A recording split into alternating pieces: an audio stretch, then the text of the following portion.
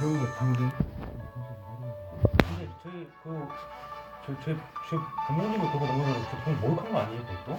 이게 그 모욕이죠. 아무 저도 모욕으로 볼 수 있잖아요. 뭐 어떻게 모였지.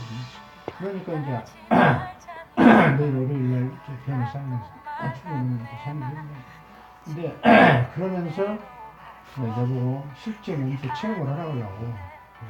근데 저는 이제 근데 너도 고소하면 쌍방 과태료, 쌍방 벌금, 쌍방 벌금이 너 똑같이 나가고. 먼저 그렇게 얘기만 안 했으면은 그냥 갔을 거예요. 부모님만 얘기 안 나왔으면은.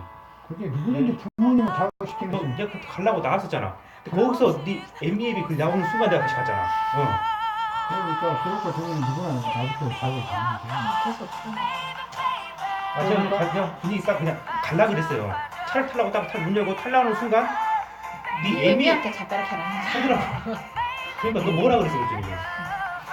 그런 케이스를 이제 이번에 검찰에 가서 진술을 때 막좀 조급해하고 하지 말고 차분한 마음으로 거기 네가 불법자로 가는 것이 아니니까 상대가 왜 그러니까 이 사람 들어가 말하다 흥분시키고 하는 하나의 하소연이거든. 네.